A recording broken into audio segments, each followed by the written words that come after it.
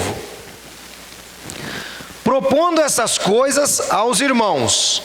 Quem é o agente que está propondo aqui? Sou eu. Propondo essas coisas aos irmãos, serás bom ministro de Jesus Cristo, criado com as palavras da fé e da boa doutrina que tens seguido. Qual é o objetivo então, irmãos, de propor isso para vocês? De explicar isso que eu estou explicando? É para que você se apegue à boa doutrina. Quem entendeu o que eu estou falando? Se tem boa doutrina, tem doutrina ruim. E o grande problema é este: como nós vivemos em um período em que nós estamos nos aproximando da colheita, vivemos nesse período, você precisa estar arraigado na boa doutrina. Porque se você não estiver arraigado na boa doutrina, você vai ser enganado. Você vai ser enganado. Ah, ancião, mas não está escrito na Bíblia? Está escrito na Bíblia, irmão.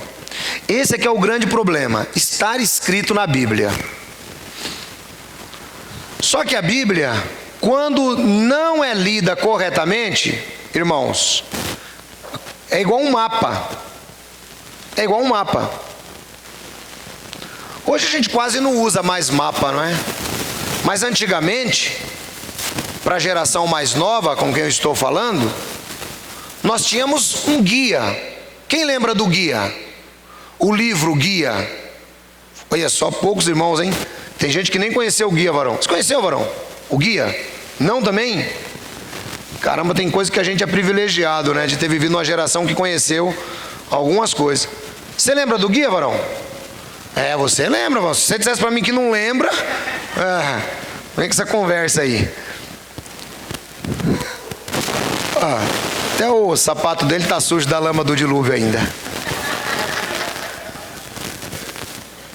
Irmão, a Bíblia sem orientação é igual um mapa que você pega e você não sabe para onde vai. Você fica perdido com o mapa. Assim é a Bíblia. Hoje está moderno, hoje tem Google Maps, Waze, não sei mais o que. Hoje em dia, e ainda assim com o Waze o irmão se perde, né? Tem irmão que ainda consegue se perder com o Waze. Eu tenho essa facilidade, irmãos, de me perder com o Waze, porque eu sou teimoso, né? Eu não gosto muito de obedecer o Waze, mas às vezes eu acerto com ele também. Tem horas que o homem fala, vire na primeira direita. Eu falo assim, eu vou virar na primeira esquerda, porque eu vou por ali, que é mais fácil, tal, não sei o quê. E às vezes a pessoa está do seu lado falando, não, vai por ali. Não, vou por aqui, ó. Tal, e vai. É assim, irmão, é desse jeito aí a coisa. Então, queridos irmãos, a sã doutrina, ela precisa lhe ser ensinada através da Bíblia. Eu posso pegar a Bíblia simplesmente e sair lendo que está tudo certo. Não está tudo certo. É por isso que tem essa bagunça religiosa hoje. Não é dessa maneira. Aí depois o Paulo vai continuar nessa mesma fala. Vamos para o versículo 7. Só para eu pegar o 6 de novo, só para a gente continuar. Propondo estas coisas aos irmãos, serás bom ministro de Jesus Cristo, criado com as palavras da fé e da boa doutrina que tens seguido, mas rejeita as fábulas profanas e de velhas, e exercita-te a ti mesmo com a piedade. Porque o exercício corporal para pouco aproveita, mas a piedade para tudo é proveitoso, tendo a promessa da vida presente e da que há de vir. Esta palavra é fiel e digna de toda aceitação. Irmãos, olha que interessante essa palavra de Paulo.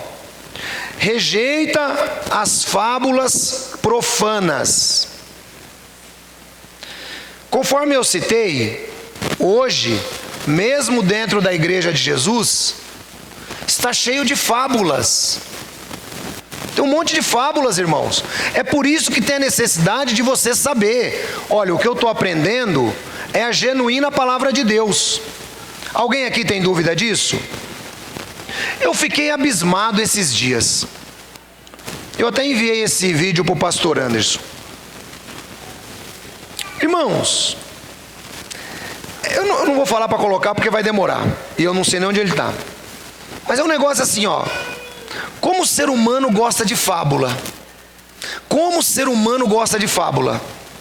Alguém sabe o que é uma fábula? Quem sabe o que é uma fábula? Levanta a mão. Meia dúzia. Define aí, pastor.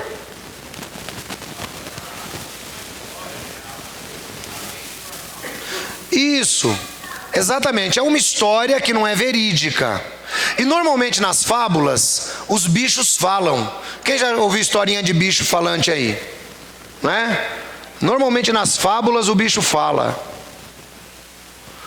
A criança vai com a cestinha e o lobo encontra com ela e diz: onde vais? E ela diz: eu vou para a casa da vovozinha. Né? É uma fábula. O Paulo diz que, religiosamente falando, as pessoas também iriam dar ouvidos às fábulas. Irmão, deixa eu te falar uma coisa. Não se iluda. Jesus disse: o trigo vai crescer junto com o joio. Então nós temos joio. E o joio, conforme disse Jesus, são os filhos do maligno, os que espalham falsos ensinos. Irmãos, Satanás, ele é muito sabido. Satanás, ele é muito sabido nessa questão do joio. E se eu esquecer, você me lembra que eu vou contar o vídeo. Eu não vou mostrar, mas eu vou contar, está aqui na cabeça. É assim, ó, Satanás, ele é muito sabido. Você quer ver uma coisa? Se tivesse uma igreja aqui ao lado, escrito Igreja de Satanás, quantos de vocês entrariam lá? Ninguém, né? Porque acende-se uma lâmpada amarela na sua cabeça e você diz: Satanás não é bom, Satanás não presta, então eu não entrarei lá. E se você tiver curiosidade de entrar e tiver acompanhado com alguém, ou alguém é mais medroso e diz: eu não, entra você, meu. Entra você que eu não vou entrar não. Né? Só para você saber, já existe igreja de Satanás, tá? Já existe mesmo, com o nome Igreja de Satanás. Mas eu quero ilustrar para você, é o seguinte: você não entraria na igreja de Satanás.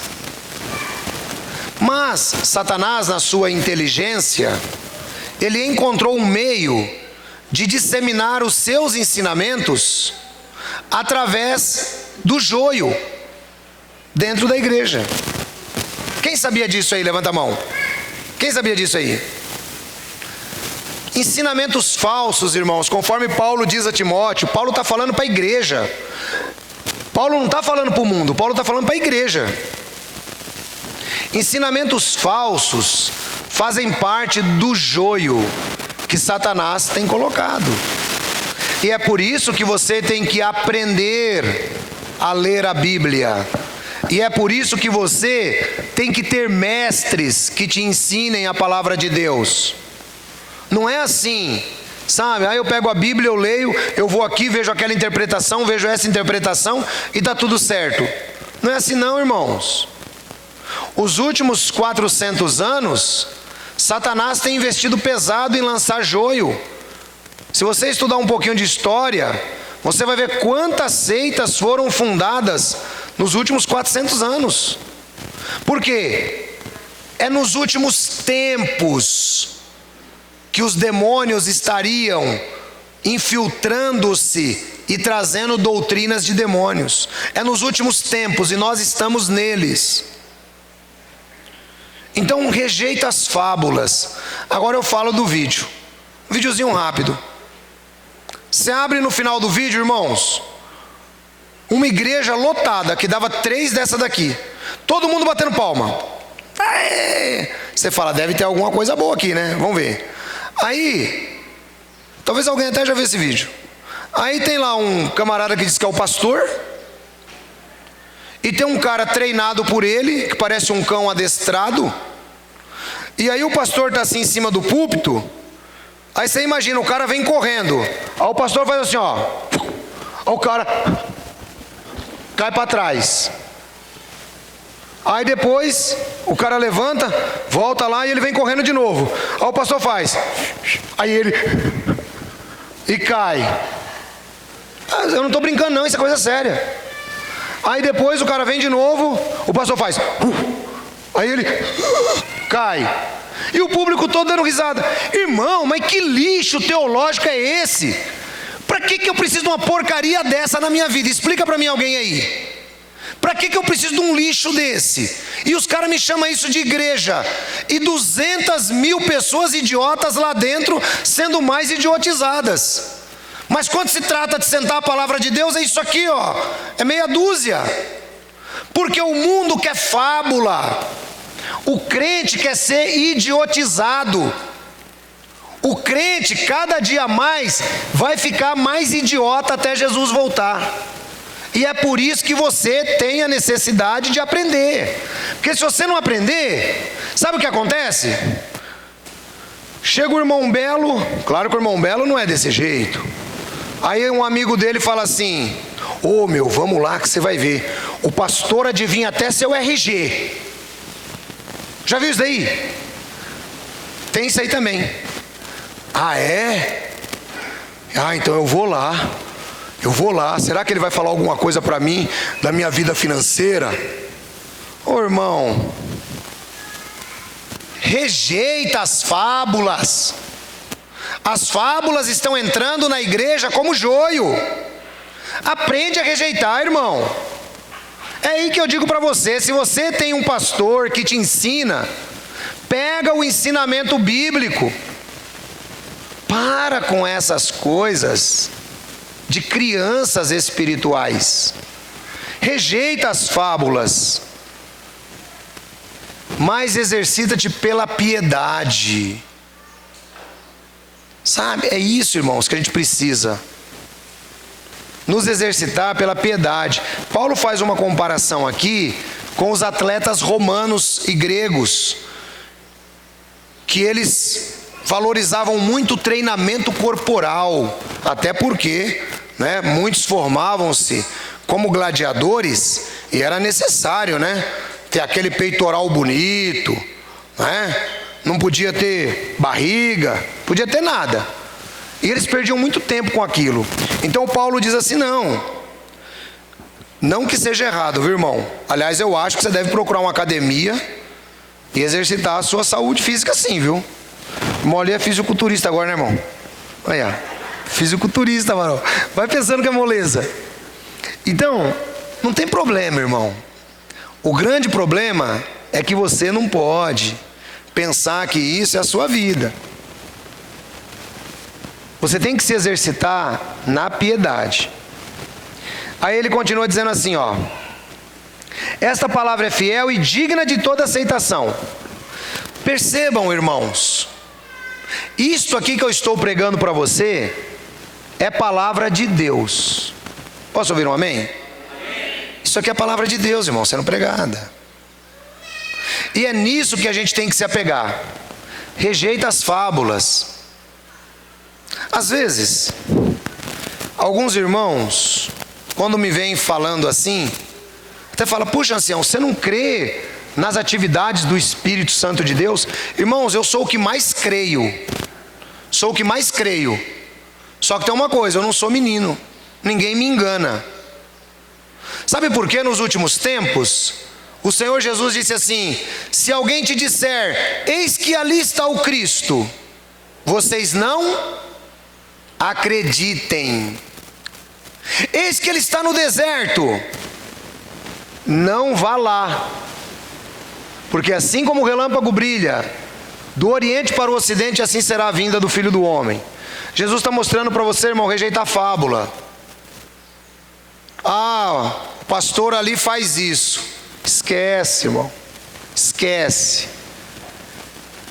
Crer no Espírito Santo de Deus significa crer no que o Espírito Santo inspirou na Bíblia.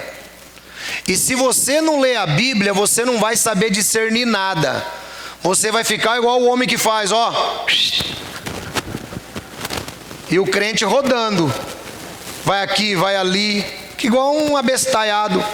Que nem a gente fala lá no norte. Vamos lá.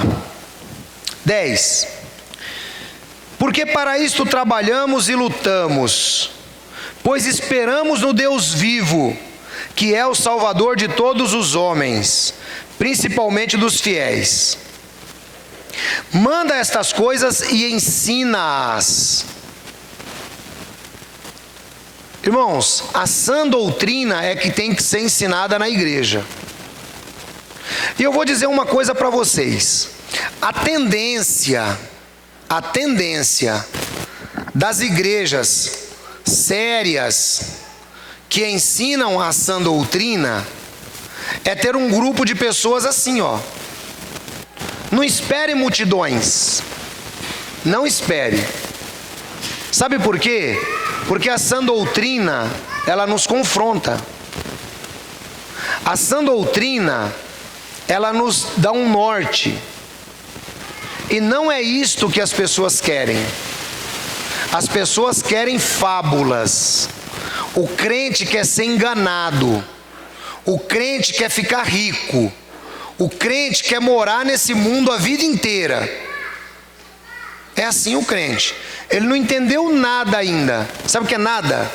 Nada versus nada. Que existe algo muito superior depois que você morrer. Ele não entendeu nada, irmãos. Ele não entendeu, por exemplo, que esse momento que nós estamos vivendo aqui é apenas um momento de passagem. Nossa vida, irmãos, ela é curta. Nossa vida, ela é um lampejo de luz. Apenas uma fumaça, conforme diz o discípulo Tiago. E nós temos que aproveitar esse momento para nos apegar a sã doutrina. É assim que funciona. Ninguém despreze a tua mocidade, versículo 12, mas sê exemplo dos fiéis na palavra, no trato, no amor, no espírito, na fé, na pureza. Persiste em ler, exortar e ensinar até que eu vá. Irmãos, veja só que interessante. O apóstolo Paulo diz que nós devemos nos tornar exemplos para os fiéis, principalmente aqueles que estão em posição de liderança, devem dar muito valor a esta palavra. Torna-te exemplo para os fiéis na palavra. Irmão, não se espera que você, como cristão, use um linguajar chulo, fique falando palavrões. Não se espera isso de nós. Ai, pastor, mas é que de vez em quando escapa. Escapa sim, irmão. Porque quem não errar em palavra, esse é homem perfeito, capaz de refrear também todo o seu corpo. Mas eu lhe pergunto, será que a sua linguagem é uma linguagem suja ou chula o tempo inteiro?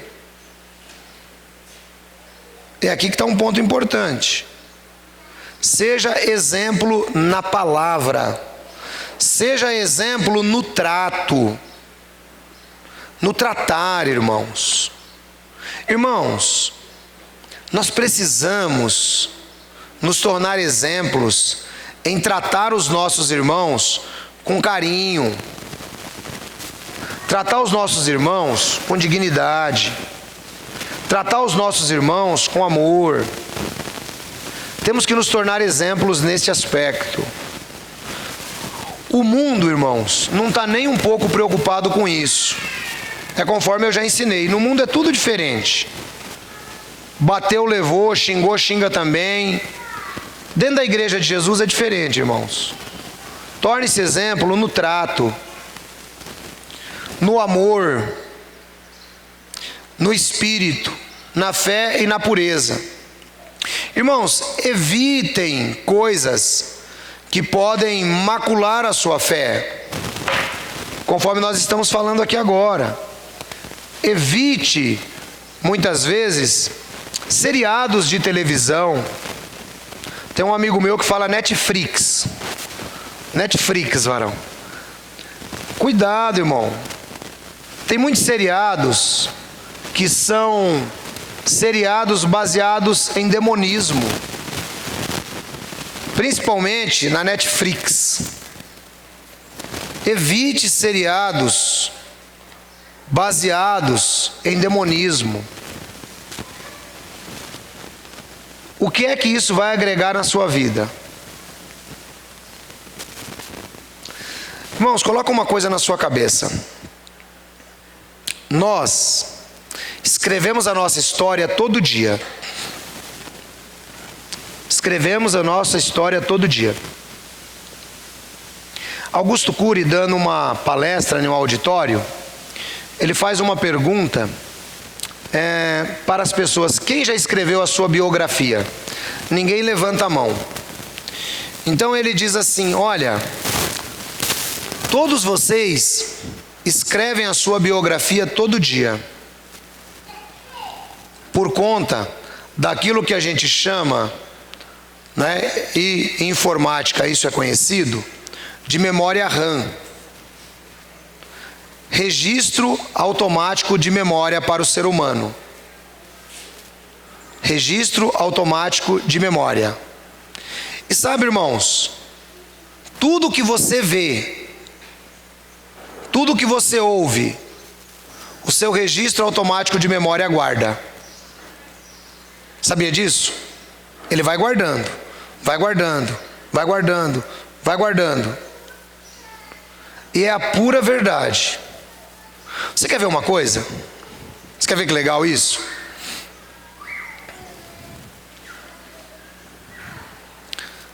Sabe quem é a pessoa que eu mais penso na vida? Sabe quem é a pessoa que eu mais penso? Johnny, pega um pouquinho de café para mim, varão, por favor. Você que está mais perto. Acabou? O café acaba, varão. Toma água. Sabe quem é a pessoa que você mais pensa na vida? Quem sabe? Sabe quem é a pessoa que mais está no seu registro automático de memória? A pessoa que você não gosta. Quem entendeu o que eu falei? A pessoa que você não gosta é a que mais vive com você.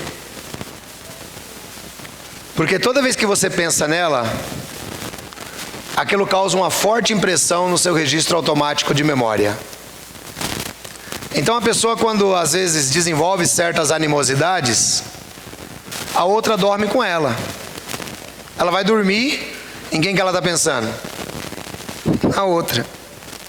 Já aconteceu com alguém isso aí? Vamos ver. Ficou com muita raiva de alguém e só ficava pensando: você tem que ser sincero, irmão. A gente é assim, queridos. Você vai comer. Perdi até a fome só de lembrar. Né? A pessoa domina a sua vida, meu. Perdi até a fome só de lembrar. Ô irmão, vem cá, vamos passear um pouco, vamos fazer alguma coisa. Rapaz, para te falar a verdade, não estou bom. Estou com uns pensamentos aqui que eu vou te dizer. A pessoa te proíbe de passear, te proíbe de comer, te proíbe de dormir. E ao mesmo tempo a pessoa está lá na boa, passeando, comendo e dormindo. Quem entendeu essa história? Registro automático de memória, irmãos, causa um impacto na nossa vida. E aí quando você fica assistindo esses filmes estou parafraseando meu amigo, Netflix. Quando você fica assistindo esses filmes da Netflix, irmãos, esses seriados demoníacos, isso tudo vai entrando no seu registro automático de memória. Uma hora vai sair. Sabe como? Sabe como? Em sonho. Uma hora você vai sonhar com isso. Quem já sonhou com alguma coisa que vivenciou durante o dia e que lhe impactou demais? Levante a mão. Todo mundo. É o registro automático de memória se liberando. Você quer ver um outro detalhe interessante? Quem já sentiu a sua memória falhar? Eu queria tanto lembrar disso agora, mas não lembra. Quem já aconteceu com quem isso aí? Sabe por quê, irmãos? É a sua memória dizendo: calma, você já tem coisa demais dentro de mim. Espera um pouco, eu não quero lembrar disso agora. Não é que você está com a memória fraca. É a sua memória te protegendo. Porque você já está com o seu registro automático de memória tão cheio que você precisa também dar um tempo. Aí você diz: então o que eu faço, ancião? Essa semana o meu celular, irmãos, chegou em 100% de memória. E eu já não sei mais o que faço. Porque eu apago um monte de coisa e só cai 2, 3 pontinhos. Eu já estou pensando em apagar tudo e começar tudo do zero de novo. Porque eu não aguento mais, tem 64 GB o negócio. E já acabou tudo. Eu lembro o primeiro notebook que eu comprei. Sabe quantos giga tinha, irmão, que a gente achava que era aquela coisa maravilhosa do outro mundo? Sabe quantos giga tinha? Primeiro notebook que eu comprei, isso há 18 anos atrás, que eu ainda tenho ele até hoje. Ele tinha 2 GB, irmão. Hoje, um celular com 64 GB já não dá conta. Então o que eu tenho que fazer no meu celular? Limpar a memória. O que você tem que fazer na sua cabeça? Limpar a memória. Higiene mental, irmão. Você precisa aprender a fazer isso. Você não faz a higiene bucal, você não faz a higiene corporal, e por que não faz a higiene mental? Queridos irmãos, é importante parar um pouco. Tudo você consegue parar na sua vida. Tudo você consegue parar. Mas tem uma coisa que você não consegue parar na sua vida, é de pensar. Já notou isso? Porque até quando você está parando de pensar, você está pensando que está querendo parar, mas você continua pensando. Então, é importante, irmãos, que a gente se exercite nesse aspecto. Sabe, às vezes, calma, dá um relax. Irmão, quando eu estou de saco muito cheio, mas assim, cheio demais da conta, sabe o que eu faço? Eu vou fazer um pouco de higiene mental, eu vou dormir. Isso é mais barato para mim. Que às vezes paciência esgota. Se a gente continuar, você vai brigar com o primeiro que passar pela frente. Briga ou não briga? Briga. Então a gente tem que aprender a fazer isso. Um pouquinho de higiene mental é bom. Vamos terminar. Persiste em ler. Persiste em ler. O que é persistir, irmãos? Alguém sabe a definição dessa palavra? Eu explico. Insista. Insista. Insista em ler. Brasileiro não gosta de ler nada. Brasileiro não gosta de ler nada, irmãos. Se você olhar o pessoal que tem Facebook, só aparece 4 linhas do Facebook e depois coloca assim: ler mais, né? Por quê? Isso daí não é à toa. Não é porque vai ficar ocupando espaço da página. É porque as pessoas não gostam de ler. Mas Paulo diz: persiste em ler. Será que você pega a Bíblia, irmão, um pouquinho? Persista. Insista um pouquinho mais. Exortar. Você foi chamado para exortar, né? Então faça-o com amor. Persiste em ensinar.